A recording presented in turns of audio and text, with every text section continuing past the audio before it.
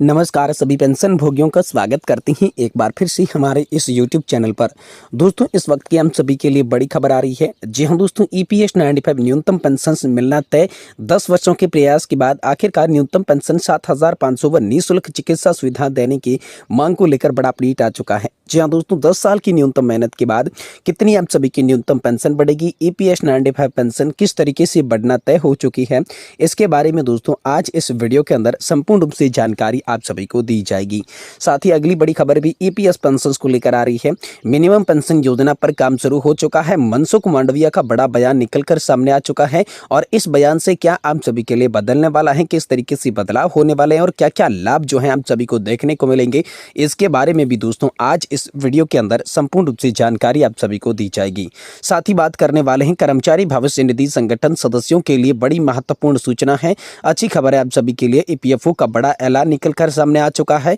कर्मचारियों के लिए नए फायदे, पेंशन और PF पर बड़ा अपडेट निकल कर आया है, तो इसके बारे में भी दोस्तों आज की इस वीडियो के अंदर बात करेंगे। यानी कि दोस्तों पेंशनधारकों से जुड़ी तमाम बड़ी खबरों की चर्चा इस वीडियो के अंदर करने वाले हैं। इसलिए हम सभी से निवेदन करते हैं कि दोस्तों आज की इस वीडियो को आप लास्ट तक देखिएगा और साथ ही हमारे चैनल पर नए हैं तो चैनल को भी सब्सक्राइब जरूर कर दीजिएगा। तो चलिए बिना किसी देरी के संपूर्ण खबरों को आज की इस वीडियो के अंदर विस्तार से आप सभी को दे देते हैं। जी हाँ दोस्तों, पहली बड़ी खबर की बात करें तो यहाँ पर EPS न्यूनतम पेंशन पर जो है आप सभी के लिए 10 वर्षों के प्रयास के बाद किस तरीके से बढ़ना तय हो चुकी है, किस तरीके से आप सभी को लाभ देखने को मिलेगा, इसके बारे में बात करें तो कर्मचारी पेंशन योजना 1995 के अंतर्गत न्यूनतम पेंशन में बढ़ोतरी की मांग लंबे समय से चली आ रही है। पेंशनर्स पिछले 10 वर्षों से इसको लेकर लगातार प्रयास कर रहे हैं। अब 2025 में उनके प्रयासों को सफल होने की संभावना बढ़ गई है। विभिन्न रिपोर्ट्स और विशेषज्ञों के अनुसार सरकार EPS 95 के तहत न्यूनतम पेंशन को बढ़ाने पर विचार कर रही है, जिससे लाखों पेंशन भोगियों को राहत मिलेगी। हम EPS पेंशन योजना, पेंशन की बढ़ोतरी की मांग, सरकार के संभावित फैसले और इससे पेंशनर्स पर पड़ने वाले प्रभावों के बारे में जानेंगे। हमारा उद्देश्य ये है कि आप सभी को यहाँ पर इस मुद्दे पर हर जानकारी जो है सरल और स्पष्ट भाषा में समझाई जा सके, इसलिए आप जो है वीडियो को लास्ट तक देखिएगा। दोस्तों EPS 95 पेंशन में बढ़ोतरी को लेकर आप सभी के लिए बड़ी खबर आ रही है। एक दशक के संघर्ष को लेकर बड़ी खबर आ रही है। EPS 95 पेंशन भोगियों की लंबे समय से मांग है कि न्यूनतम पेंशन को बढ़ाया जाए। वर्तमान में कई पेंशन भोगी केवल 1,000 रुपए की पेंशन पा रहे हैं। 1,000 रुपए की उनको पेंशन मिलती है, जो महंगाई के इस दौर में बहुत ही कम आप सभी के लिए बताई जा रही है। EPS 95 नेशनल एजुकेशन कमेटी यानी कि NSE ने सरकार को न्यूनतम पेंशन को बढ़ाकर 7,500 रुपए प्रतिमाह करने की यहाँ पर मांग आप सभी के लिए कर डाली है। इस मुद्दे पर 10 जनवरी 2025 को वित्त मंत्री निर्मला सीतारमण के साथ पेंशन भोगियों के प्रतिनिधियों की बैठक भी हुई, जिसमें उन्होंने इस मांग को सरकार के सामने रखा। वित्त मंत्री ने उनकी मांगों पर विचार करने का भी आश्वासन आप सभी के लिए दिया है। यहाँ पर आप सभी के लिए EPF और EPS 95 के तहत वेतन सीमा जो वेज लिमिट है उसको 15,000 रुपये से बढ़ाकर 21,000 रुपये करने का प्रस्ताव बजट 2025 में आप सभी के लिए रखा गया है। ये प्रस्ताव पारित हो जाता है तो पेंशन भोगियों की मासिक पेंशन में वृद्धि हो सकती है। अब नई वेतन सीमा और पेंशन की गणित की बात करें तो यदि वेतन सीमा को बढ़ाकर 21,000 रुपये किया जाता है तो पेंशन गणना के लिए यहाँ पर न्यूनतम पेंशन के बराबर 21,000 गुणे पेंशन योग्य सेवा और उसे 70 से डिवाइड किया जाएगा। उदाहरण के लिए यदि किसी भी कर्मचारी ने 35 वर्षों तक की सेवा की है तो 21,000 से 35 को गुणा किया जाएगा और उसमें 70 से डिवाइड किया जाएगा। इस प्रकार 10,500 रुपये तक की पेंशन जो है हम सभी को देखने को मिल सकती है। साथ ही दोस्तों बात करें कर्मचारी भविष्य निधि संगठन के नए नियमों के बारे में तो EPFO ने पेंशन भोगियों के लिए नए नियम लागू किए हैं। पहला है PF अकाउंट से ATM के जरिए पैसा निकालने की सुविधा, दूसरा है पेंशन को किसी भी बैंक से प्राप्त करने की सुविधा और तीसरा है योगदान सीमा को हटाने जैसे फीचर्स लागू करना।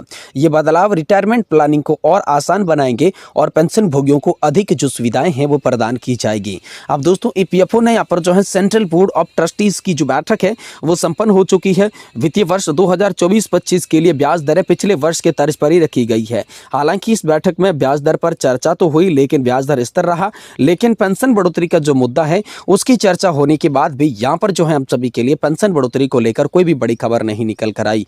लेकिन यहाँ पर बात करें EPS 95 पेंशन बढ़ाने की संभावना तो दोस्तों विभिन्न रिपोर्टों और विशेषज्ञों के अनुसार सरकार जो है EPS 95 के तहत न्यूनतम पेंशन को बढ़ाने पर गंभीरता से विचार कर रही है। पेंशन भोगियों के लगातार प्रयास और सरकार पर बढ़ते दबाव के कारण 2025 में पेंशन बढ़ोतरी की संभावनाएं जो है वो काफी बढ़ जाती है। हालांकि ये ध्यान रखना भी होगा कि ये अभी तक एक प्रस्ताव है, सरकार इसे अंतिम रूप से अंतिम तरीके से सरकार का आना बाकी है। यानी कुल मिलाकर बात करें तो ईपीएस 95 पेंशन भोगियों का मुद्दा पिछले 10 वर्षों से लंबित है, लेकिन अब इसके लिए समाधान की उम्मीद बढ़ रही है। सरकार ने संभावित फैसले से लाखों पेंशन भोगियों को आर्थिक राहत मिलेगी और उनके जीवन स्तर में यहाँ पर जो है सुधार होगा, बेहतर जीवन स्तर उनको देखने को मिल जाएगा। वहीं दोस्तों अगली बड़ी खबर की बात करें तो ईपीएस 95 पेंशन को लेकर अगला बड़ा अपडेट है। मिनिमम पेंशन योजना पर काम शुरू हो चुका है। मनसुख मांडविया का बड़ा बयान आया है और इस बयान के बाद आप सभी के लिए क्या बदलने वाला है, चलिए जानती हैं। भारत में ईपीएस पेंशन योजना एक महत्वपूर्ण पेंशन कार्यक्रम है जिसे कि दोस्तों ईपीएफओ के द्वारा चलाया जाता है। सरकार इस योजना में महत्वपूर्ण बदलाव करने की योजना बना रही है, जिसमें मिनिमम पेंशन को बढ़ाना भी शामिल है। ईपीएस 95 पेंशन योजना के तहत वर्तमान में कई पेंशन भोगी 1000 रुपए से कम पेंशन प्राप्त कर रही हैं, जो जीवन व्यय को देखते हुए जो खर्चा पूरा करने के लिए बिल्कुल भी पर्याप्त नहीं है। सरकार से इसे 7500 रुपए तक बढ़ाने पर विचार करने की मांग हो रही है। यह निर्णय पेंशन भोगियों के जीवन स्तर को सुधारने और उनकी वित्तीय सुरक्षा को सुनिश्चित करने के लिए लिया जाएगा। हालांकि मनसुख मांडविया ने यहाँ पर हम सभी के द्वारा संबंध में कोई आश्वासन देने की जानकारी उपलब्ध नहीं कराई है। यह प्रस्ताव वित्त मंत्री निर्मला सीतारमण के साथ चर्चा में आया, जिन्होंने पेंशन भोगियों की मांगों पर विचार करने का आश्वासन दिया है। तो दोस्तों ईपीएस 95 पेंशन योजना में प्रस्तावित बदलावों की बात करें तो वर्तमान में कई पेंशन भोगी 1000 रुपए से कम पेंशन प्राप्त कर रही हैं, जो जीवन व्यय के बढ़ते हुए खर्चों को पूरा नहीं कर सकती है। इसलिए सरकार से इसे 7500 रुपए तक बढ़ाने पर विचार किया। यह निर्णय पेंशन भोगियों के जीवन स्तर में सुधार लाने के लिए काफी होने वाला है। अब दोस्तों प्रस्तावित बदलाव जो होंगे, इनसे लाभों की बात करें तो पेंशन भोगियों को स्थिर और पर्याप्त आय प्रदान होगी। पेंशन में महंगाई भत्ता यानी कि डीए का समावेश किया जाएगा। पेंशन भोगी और उनके जीवन साथी के लिए निःशुल्क चिकित्सा सुविधा मिलेगी और परिवार यहाँ पर जो है पेंशन भोगी की मृत्यु के बाद परिवार को वित्तीय सुरक्षा मिलेगी। यानी कि प्रमुख बदलावों के साथ साथ जो प्रभाव पड़ेंगे, वित्तीय सुरक्षा, महंगाई भत्ता, स्वास्थ्य लाभ और पारिवारिक पेंशन की सुरक्षा को लेकर मुख्य प्रभाव जो है इस पेंशन बढ़ोतरी के प्रस्ताव से आप सभी पेंशन भोगियों पर देखने को मिलेंगे। अब दोस्तों बात करते हैं ईपीएस पेंशन योजना के यहाँ पर जो है हम सभी के लिए पात्रता मानदंडों की, तो कर्मचारी भविष्य निधि संगठन ईपीएफ सदस्य होना चाहिए। यहाँ पर जो है कर्मचारी भविष्य निधि संगठन के तहत आप ईपीएफ के सदस्य हैं तो आपको लाभ मिलेगा। सेवा वर्ष की बात करें तो कम से कम 10 वर्षों की सेवा आपकी अनिवार्य रूप से पूरी की हुई होनी चाहिए। और पेंशन योग्य आयु की मैं बात करूं तो 58 वर्ष की रखी गई है। 50 वर्ष कम पेंशन के साथ सेवानिवृत्ति संभव नहीं है। 50 वर्ष के बाद जो है आप अर्ली पेंशन इसके तहत ले सकती हैं। नियोक्ता में ईपीएफ का योगदान 8.33% हिस्सा ईपीएस खाते में जमा किया जाता है। यदि वार्षिक आय जो है वो 15,000 रुपए से अधिक है तो यहाँ पर दोस्तों आम सभी के लिए नियोक्ता के साथ संयुक्त घोषणा हम सभी को यहाँ स्वीकार करनी होगी, तभी दोस्तों हम सभी को जो है हायर पेंशन देखने को मिलेगी। यहाँ पर कुल मिलाकर बात करें तो ईपीएस 95 पेंशन योजना में प्रस्तावित बदलाव पेंशन भोगियों के लिए एक महत्वपूर्ण राहत हो सकती है। ये न केवल उनकी वित्तीय सुरक्षा को सुनिश्चित करेंगे बल्कि उनके जीवन स्तर में भी सुधार लाएंगे। हालांकि इस प्रस्ताव को अभी तक आधिकारिक तौर पर लागू नहीं किया गया है और आगामी समय में इसकी घोषणा होने की संभावना पूरी आप सभी के लिए बताई जा रही है।